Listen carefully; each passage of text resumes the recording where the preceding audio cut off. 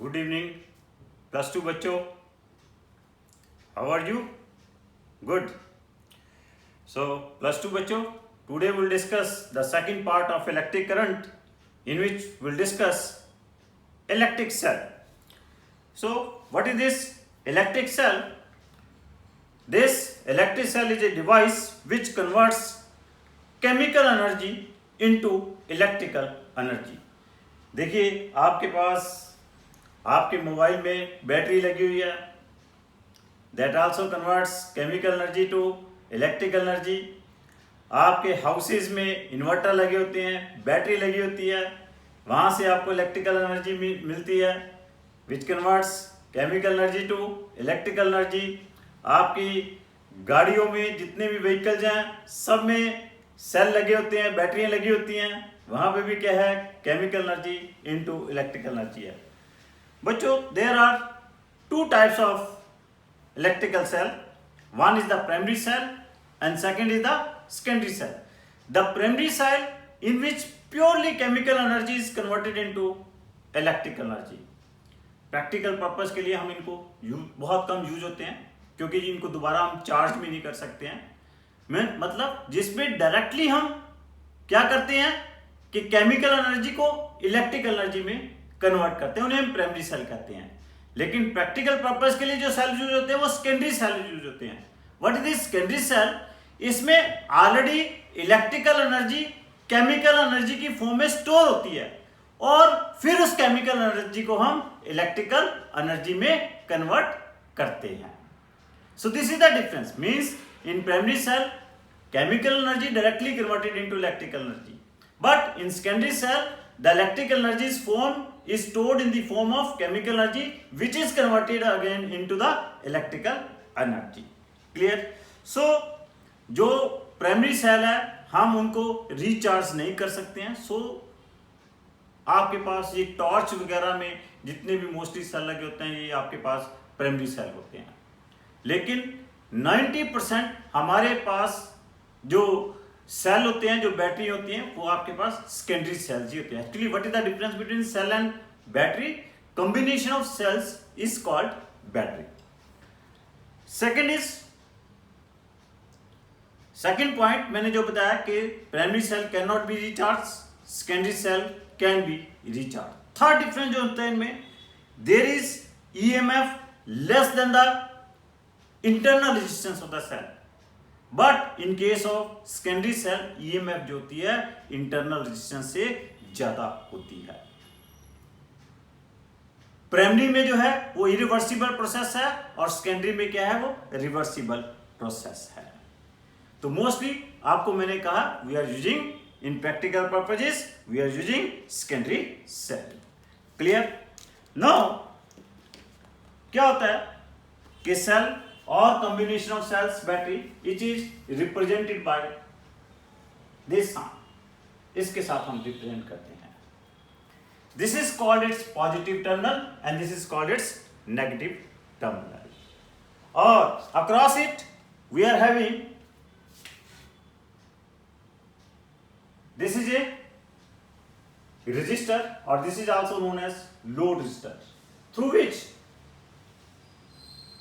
a current is withdrawn from this cell. इस cell से हम करंट विड्रॉ करेंगे. So here we denote capital E. Capital E means that is the EMF of the cell. और जो cell का electrolyte होते हैं that is also offering some resistance that is called its internal resistance of the cell. और ये जो है that is the external resistance जिसे कि हम load resistance भी कॉल करते हैं. एक्चुअली क्या है, what this cell is doing, कि ये सेल आपके पास एक चार्ज, एक सेल, ये सेल जो है it is maintaining a constant potential difference across this register capital R. इस कैपिटल आर के अक्रॉस एक कांस्टेंट पोटेंशियल डिफरेंस मेंटेन कर रखता है. कैसे ये कांस्टेंट पोटेंशियल डिफरेंस मेंटेन करके रखता है? क्या करता है, एक सेल से आपके पास एक चार्ज एक्सेलरेट होके जाता है और वो चार्ज जब उस चार्ज को इस रजिस्टर में से वो ये जो आपके पास सेल है, it is doing some work, ये वर्क करती है उस चार्ज को इस सर्किट में सर्कुलेट कराने में, और वो जो वर्क डन है per unit charge, that is called the potential difference और EMF of the cell. It is just like a concept. क्या करिए, एक बंदा है, ग्राउंड पे खड़ा हुआ है, यहां पे ग्राउंड पे एक पर्सन खड़ा हुआ है। व्हाट इज डूइंग, वो कुछ यहां से बॉल्स उठाता है और बॉल्स उठा के आपके पास एक प्लेटफॉर्म के ऊपर फेंक देता है। When he is throwing this balls on this platform, ये इस बॉल्स में जब उठा के प्लेटफॉर्म पे रखेगा तो इन बॉल्स में कुछ पोटेंशियल एनर्जी स्टोर हो जाएगी। वो पोटेंशियल एनर्जी के साथ ये बॉल इस प्लेटफॉर्म के ऊपर जो कि फ्रिक्शनलेस है इसके ऊपर मूव करेंगे। फिर हमारे पास यहां पे एक ट्यूब है, इस ट्यूब में आपके पास what is in this tube, एक बहुत ही विस्कस लिक्विड है। जैसे ये बॉल्स इस विस्कस लिक्विड में से पास करेंगे, इनकी एनर्जी कुछ अब्जॉर्ब हो जाएगी। इनको एडिशनल सब वर्क करना पड़ेगा just to pass through this resistance. फिर ये वापस आ जाएगी, फिर ये बंदा बाल उठाएगा, यहां से इनको पोटेंशियल एनर्जी देगा, फिर यहां से पास कर जाएगी। This process is continuous. Similarly है, एक चार्ज आता है, इस चार्ज को इस रजिस्टर में से पास कराते हैं, रजिस्टर इसके ऊपर कुछ अपोजिंग फोर्स एक्ट करेगा, उसमें इस सेल को वर्क करना पड़ेगा, फिर ये वापस आ जाएगा, फिर यहां पर आ जाएगा। तो this is having the same analogy as that of this one which I have explained. So ये इस चार्ज को सर्कुलेट कराने में जो work done per unit charge है, that is the potential difference. What is the EMF of the cell, कहते हैं when no current is withdrawn from the cell is called EMF of the cell. Suppose we are here in the cell, we are drawing the current. How much we are drawing the current from the cell? I current हम withdraw करते हैं। So क्या मैंने define किया है कि जब आप इस सेल से कोई करंट विड्रॉ नहीं कर रहे, उस समय आपके पास जितना भी पोटेंशियल डिफरेंस होगा वो इस टर्मिनल के क्रॉस होगा, और वही इस टर्मिनल के क्रॉस जो पोटेंशियल डिफरेंस है, that is called its EMF of the cell. But when we are drawing a current I from this cell, अब आप इसके क्रॉस से आप करंट आई विड्रॉ कर रहे हो, आई विड्रॉ करोगे, करंट विड्रॉ कर लिया, इसमें से करंट आई फ्लो करेगा, तो इसके क्रॉस पोटेंशियल डिफरेंस क्या हो जाएगा, वी हो जाएगा। वही करंट आपके पास इस रेजिस्टर में भी फ्लो करेगा, which is called internal resistance of the cell. What is this internal resistance of the cell? This is the resistance offered by the electrolyte. जो सेल के अंदर इलेक्ट्रोलाइट है, वो जो रेजिस्टेंस ऑफर कर रहा है, that is called its internal resistance. This is the resistance offered by the electrolyte of the cell. Small r के साथ नोट किया हमने। Clear? Now, अब आपके पास टोटल पोटेंशियल डिफरेंस क्या हो गया, एक पोटेंशियल डिफरेंस इस रजिस्टर आर के क्रॉस हो गया, इस पोटेंशियल डिफरेंस इस रजिस्टर स्मॉल आर के क्रॉस हो गया, और this total potential difference is given by this cell E, created by this cell E. तो आपके पास जो ई होगा, that is equal to potential difference across this resistor R plus potential difference across this resistor small R, और this is equal to I into capital R plus I into small r, और here I can say I is equal to क्या आ जाएगा, E upon capital R plus small r. Clear? Now this is the current withdrawn from the cell. EMF of the cell divided by total resistance. Total resistance means internal resistance plus load resistance. Remember कि जितना current cell से withdraw होगा, कि जितना current cell के positive terminal से withdraw होगा, उतना ही करंट सेल के नेगेटिव टर्मिनल में एंटर करेगा। इट मींस दैट जितना करंट सेल से विड्रॉ किया, उतना ही करंट इंटरनल रेजिस्टेंस में फ्लो करेगा। मींस इंटरनल रेजिस्टेंस में टोटल करंट उतना ही फ्लो करेगा जितना बाहर वाले सारे सर्किट में फ्लो करेगा। तो remember, internal resistance of the cell always connected in series with the load resistance. Internal resistance जो है लोड रेजिस्टेंस के साथ क्या होगा, हमेशा सीरीज में कनेक्टेड होगी. Clear? This is very very important कि internal resistance of the cell is always connected in series with the load resistance. Now here there is a very important term I into capital R. This is known as potential difference. इसे हम क्या कहते हैं, potential difference और terminal voltage of the cell. What it is called? Terminal voltage of the cell. अब देखिए word से बड़ा क्लियर है, टर्मिनल वोल्टेज. टर्मिनल वोल्टेज का मतलब कि आपके पास दो टर्म है यहाँ पे, एक पोटेंशियल डिफरेंस है, एक ईएमएफ है. When no current is withdrawn from the cell, उस समय इसके टर्मिनल के क्रॉस जो पोटेंशियल डिफरेंस होगा that is called EMF of the cell. But when current is withdrawn from the cell, उस समय जो यहां पे पोटेंशियल डिफरेंस होगा that is called terminal voltage of the cell. और we can say current withdraw करने के बाद जो टोटल बाहर वाले सर्किट में पोटेंशियल डिफरेंस होगा that is called terminal voltage. Very important term. So there are few points which with which we can differentiate between the EMF of the cell and potential difference. What is EMF of the cell can be called as potential difference, but potential difference cannot be called as EMF of the cell. This is the first major point. Second, EMF of the cell is the potential difference when no current withdrawn from it. Potential difference is the terminal voltage or potential difference across the external load when current is withdrawn from it. Third point, EMF of the cell is not depending upon the load resistance connected across it, but potential difference is totally depending upon the resistance of the cell. Clear? EMF of the cell is always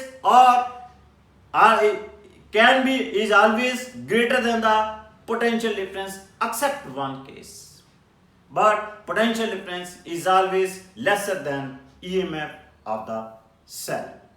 How? देखिए from here it is very clear that कि E जो है that is equal to क्या है, V plus IR है.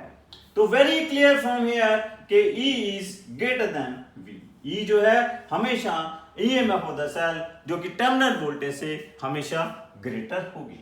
But there can be one case, special case, जिस case में cell की EMF टर्मिनल वोल्टेज से कम हो सकती है. वो कौन सा केस है? जब आप एक सेल से दूसरे सेल को चार्ज कर रहे होते हो. When one cell is charged by another cell, in that case terminal voltage is greater than the EMF of the cell. Charging के time E is equal to क्या होती है? V minus IR होती है. Clear? EMF of the cell is only depending upon nature of the electrolyte and electrodes of the cell, and it is not depending upon the dimensions. But internal resistance of the cell is depending upon the dimensions. It will depend कि आपके पास जो cell में electrodes dipped हैं उनके बीच में separation कितनी है. जितनी ज्यादा इलेक्ट्रोड्स के बीच में सेपरेशन होगी उतनी ज्यादा इंटरनल रेजिस्टेंस होगी. जितना एरिया इलेक्ट्रोड्स का इलेक्ट्रोलाइट में डिप्ड होगा उतनी कम इंटरनल रेजिस्टेंस होगी. और आपके पास जितनी ज्यादा कंडक्टिविटी होगी इलेक्ट्रोलाइट की उतनी कम internal resistance of the cell होगी. So these are the three factors on which the internal resistance of the cell depends. Clear? So this is very now clear कि what is the terminal voltage, what is the internal resistance of the cell, what is the EMF of the cell. Now we will discuss कि what are the combination of the cell जिससे हम battery बनाते हैं. Sales को हम series में भी लगा सकते हैं, सेल्स को हम पैरेलल में भी लगा सकते हैं, सेल को हम सीरीज और पैरेलल के कॉम्बिनेशन में भी लगा सकते हैं। क्लियर? तो how cells are connected in series, series में कैसे लगाते हैं सेल्स को? अगर आपके पास एक सेल के पॉजिटिव टर्मिनल्स को दूसरे सेल के नेगेटिव टर्मिनल्स के साथ कनेक्ट करते जाएं तो ऐसे कॉम्बिनेशंस को हम क्या कॉल करते हैं? सीरीज कॉम्बिनेशन कॉल करते हैं। Suppose this is one cell whose EMF is E1, this is another cell whose EMF is E2, another third cell whose EMF is E3 dash dash, there are n cells which are connected in series। इस cell का negative terminal दूसरे cell के positive terminal के साथ connected है, second cell का negative terminal third cell के positive terminal के साथ कनेक्टेड है, and so on. So this combination is called series combination of cells. In this case, their internal resistances are R1, R2, R3 dash dash. These are the internal resistances of these cells. Now, when these cells are connected in series, in this way, the total EMF of the cell is the algebraic sum of their individual EMFs. Dash dash plus EM हो जाएगा। Total resistance of the total internal resistance क्या हो जाएगी? R1 plus R2 plus R3 dash dash plus Rn हो जाएगी, और total resistance connected across this will be equal to R plus R1 plus dash dash plus Rn। क्यों? मैंने आपको क्या कहा है कि इंटरनल रेजिस्टेंस जो है always connected in series with the load resistance. As internal resistance itself they are connected in series, इनको ऐड कर दिया तो बाहर वाले रेजिस्टेंस के साथ इसको हमने ऐड ही करना है। So in this way, it is very clear that when I is the current withdrawn from the cell, वो किसके बराबर होगा? I is equal to क्या होगा? E1 plus E2 plus dash dash plus En divided by क्या आ जाएगा? Capital R plus R1 plus R2 dash dash plus Rn आ जाएगा। This is the current withdrawn from this cell आ जाएगा। Clear? Now, if here E1 is equal to E2 is equal to E3 dash dash is equal to क्या होगा? En is equal to E होगा, E है। R1 is equal to R2 is equal to R3 dash dash is equal to Rn is equal to R होगा। तो इस case में I की value क्या आ जाएगी? N E upon capital R plus R dash dash plus R, और this becomes NR बन जाएगा। When there are n number of cells of equal EMF and equal internal resistance, total current withdrawn from the cells क्या आ जाएगा? I is equal to NE upon capital R plus NR हो जाएगा। Clear? अब यहाँ पे दो points बहुत ही इंपॉर्टेंट है कि अगर आपके पास यहां पे capital R is very large as compare to NR है, load resistance is very large as compare to internal resistance है, उस केस में current withdrawn from the cell क्या आ जाएगा? I is equal to NE upon capital R आ जाएगा। तो मींस इस केस में बड़ा क्लियर है कि आप जितने सेल्स सीरीज में लगाते जाओगे आपके पास उतना ही करंट क्या करता जाएगा? बढ़ता जाएगा। और मींस इस केस में जो इंटरनल रेजिस्टेंस का सेल है वो क्या है? वो क्या होगी? नेग्लिजिबल होगी। मींस ऐसे सेल जिसकी इंटरनल रेजिस्टेंस ऑलमोस्ट नेग्लिजिबल होती है, जीरो लेते हैं, that is called ideal cell, उसको हम आइडियल सेल कहते हैं। क्लियर? तो इस केस में अगर आप करंट और नंबर ऑफ सेल्स के बीच में ग्राफ प्लॉट करोगे तो आपके पास इंक्लाइंड स्ट्रेट लाइन आएगी।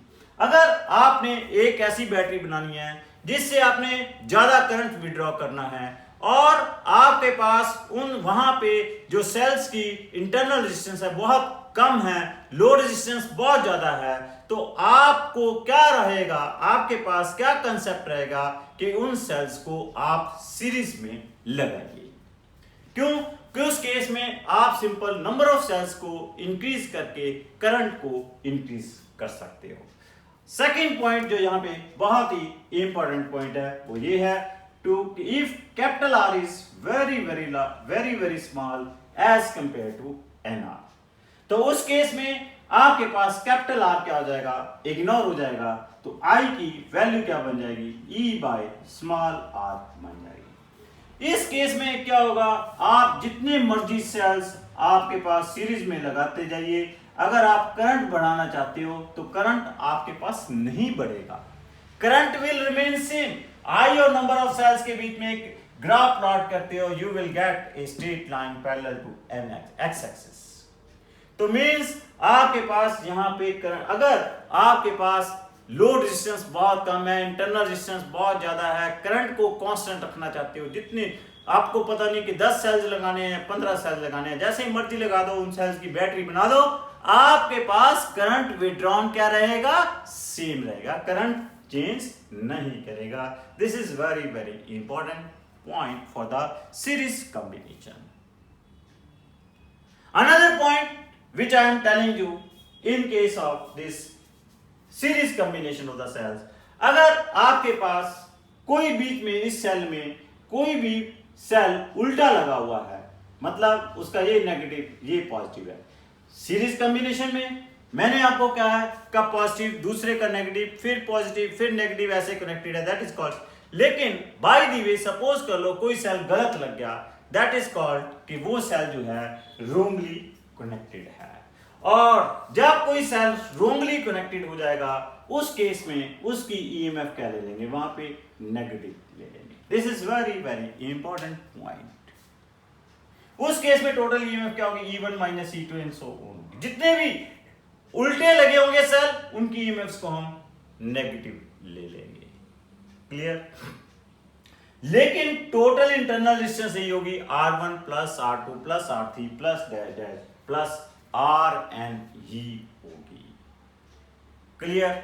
नाउ अब अगर आपके पास यहां पे ये दिया हो कि देयर आर, बहुत अच्छा क्वेश्चन पूछ लिया था, there are n number of cells of equal EMF capital E out of which m number of cells are connected wrongly, then how much current is withdrawn from these cells।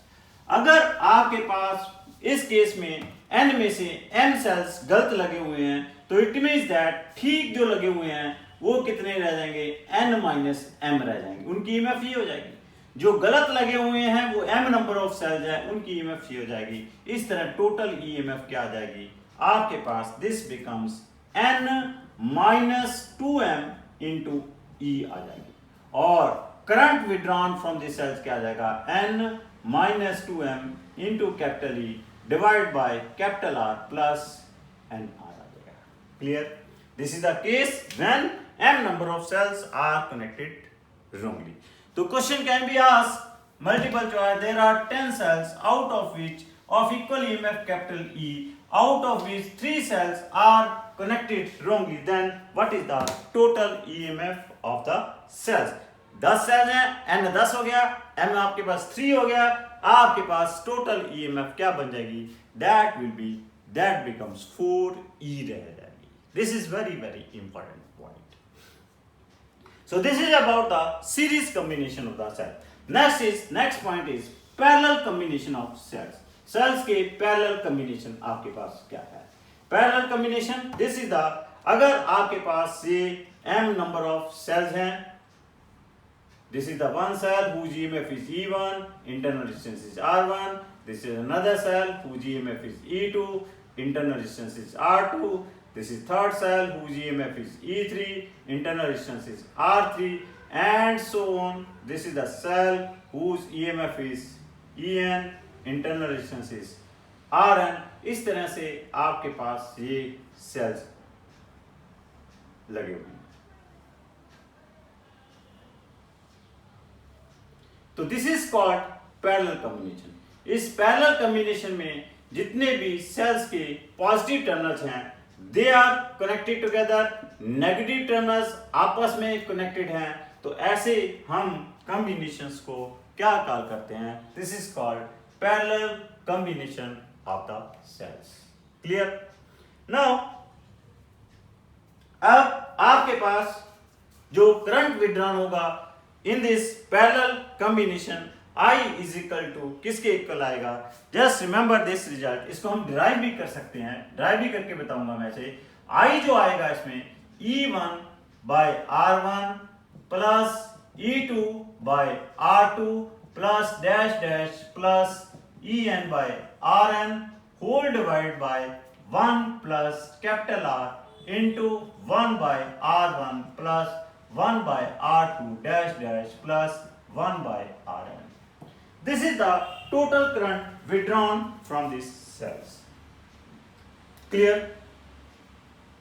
और यहां पे effective EMF क्या आएगी? E is equal to क्या आएगी? E1 by R1 plus E2 by R2 plus dash dash plus, यहां पे मैं n की बजाय m ले रहा हूं क्योंकि वो मैंने सीरीज में n लिया था, अब यहां पे m ले रहा हूं. तो this is EM here, this is EM here, this is EM here, EM by RM whole divided by 1 by R1 plus 1 by R2 plus dash dash 1 by Rn. This is the effective EMF of the cell. Clear? Now, effective internal resistance जो होगी that is equal to 1 by R1 plus 1 by R2 dash dash plus 1 by Rm. ये effective internal resistance आ जाएगी. Clear? पहली बात कि आपके पास ये रिजल्ट आया कैसे, पहले हम इसको ड्राइव करेंगे. देखिए कैसे आया. सपोज करो हमने इस सेल से करंट कितना विड्रॉ किया? I1. इधर से कितना करंट विड्रॉ किया? I2. इधर से हमने कितना करंट विड्रॉ किया? I3. इधर से हमने कितना करंट विड्रॉ किया? In. तो total current withdrawn from this cells I क्या होगा? I1 plus I2 plus dash dash plus IM होगा. Total current withdrawn from this cells will be equal to IN. हर सेल से इंडिविजुअल करंट विड्रॉ होगा. Clear? Now अब आपके पास V is equal to क्या है? I इंटू कैपिटल R, और V क्या है? That is equal to E1 minus I1 into R1, और आपके पास V इज इक्वल टू क्या है? That is equal to E2 minus I2 into R2, that is equal to क्या है? E3 minus I3 into R3 dash dash is equal to क्या है? EM minus IM into Rm. Clear? क्योंकि potential difference जो इसके cross है वही यहाँ पे टर्मिनल होगा, वोल्टेज होगी, यहीं पे टर्मिनल वोल्टेज होगी, वो यहाँ पे भी होगी. क्लियर? अब हम क्या करेंगे? यहां से क्या करेंगे? I1 की वैल्यू निकालेंगे, वो इधर सब्स्टिट्यूट कर देंगे, फिर I2 की वैल्यू निकाल के इधर सब्स्टिट्यूट कर देंगे, और I की वैल्यू यहां से निकाल लेंगे, that is V by R आ जाएगी. आपके पास I की वैल्यू क्या आ गई? यहाँ पे V बाय R. I1 की वैल्यू क्या आ गई? That is equal to V E1 minus V1, क्योंकि I तो हमने निकालना ही है तो सीधा हम इसको I ही लिख सकते हैं. It can be written as E1 minus V divide by R1 plus क्या आ जाएगा? E2 minus V divided by R2 plus dash dash क्या होगा? Plus EM minus V divide by Rm whole divide by. Clear? यह हमने क्या कर दिया? इन इक्वेशन से क्या किया? This is from this equation this and this, यहां से I1 I2 I3 और Im की value in terms of V1 E1 and R1 calculate कर ली, और ये सभी वैल्यूज हमने यहां पे सब्स्टिट्यूट कर दी. Clear?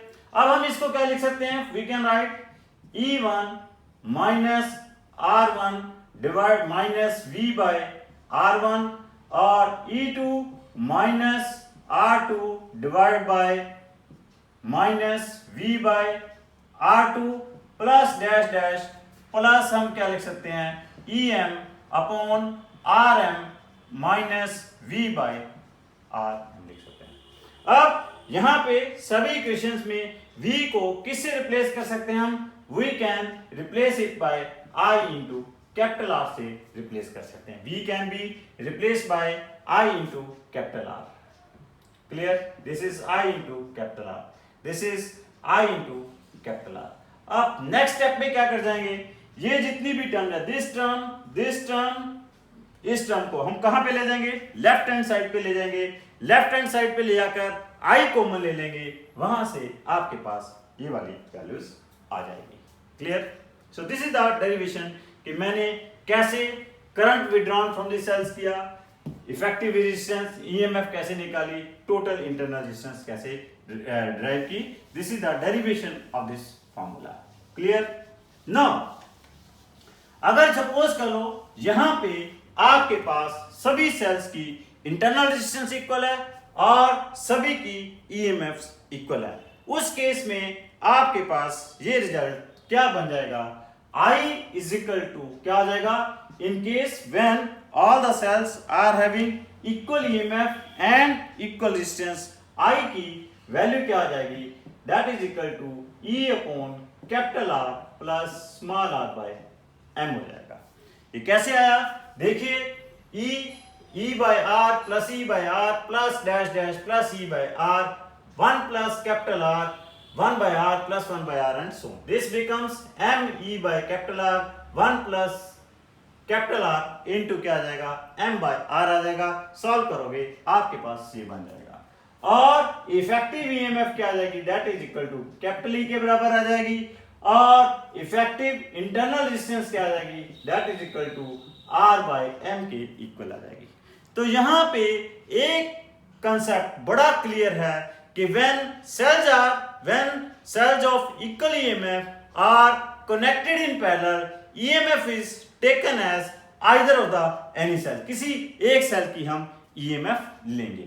when the cells of, जब सेल्स की EMF क्या है? इक्वल है और टोटल इंटरनल रेजिस्टेंस तो आपको पता ही है जैसे ऐड होनी है। तो this is very very important, when the cells of equal EMF are connected in parallel, effective EMF is equal to the EMF of the either cell। तो यहां पे भी आपके पास दो बड़े इंपॉर्टेंट केस बनते हैं। केस फर्स्ट क्या है? अगर यहां पे capital R is very very large as compared to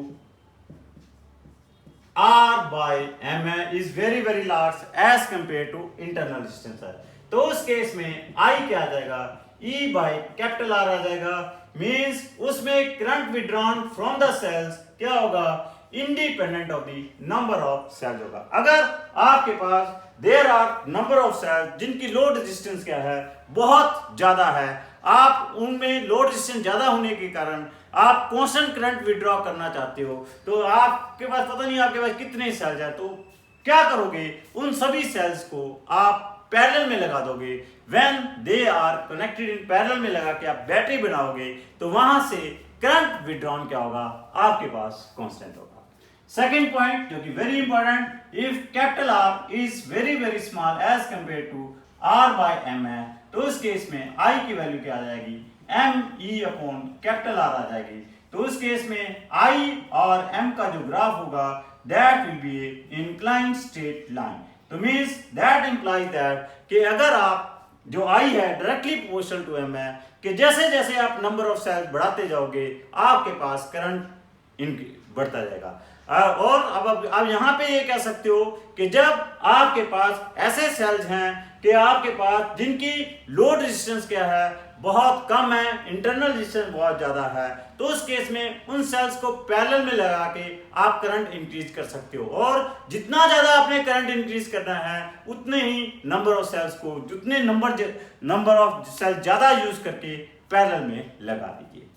तो अगर आपने ऐसी बैटरी बनानी है जिससे आप करंट बढ़ाना चाहते हो, अगर तो लोड रेजिस्टेंस आपके पास लोड रेजिस्टेंस ज्यादा है फिर तो आप उनको सीरीज में लगा दो, अगर लोड रेजिस्टेंस कम है फिर आप उनको पैरेलल में लगा दो, जिससे आपके पास जो करंट विड्रॉन है from such type of cells क्या कर सकता है? इंक्रीज कर सकता है। Clear? Now next is the combination of parallel and series. अगर n सेल सीरीज में लगे हुए हैं, वैसी m रोज पैरेलल में लगी हुई है, उस केस में हाउ मच करंट इज, अगर if suppose I have n number of cells, जो कि आपके पास n number of cells of equal EMF के n सेल्स किस में लगे हुए हैं? सीरीज में लगे हुए हैं। और ऐसी m रोज किस में लगी हुई हैं? पैरेलल में लगी हुई है। ऐसी m रोज क्या है? They are connected in parallel. तो this is the combination of n cells which are connected in series, and such type of m rows are connected in parallel.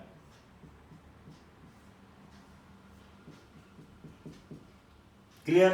इस केस में जो current withdrawn from this cells क्या होगा? I is equal to N E upon capital R plus N R by M होगा।